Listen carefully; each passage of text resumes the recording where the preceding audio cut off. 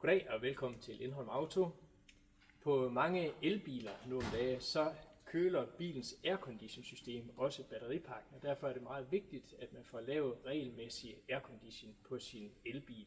Vi har mulighed for ved Lindholm Auto at servicere aircondition på alle typer aircondition system, inklusive det nye R744, som kører med CO2, blandt andet på VW-gruppens biler.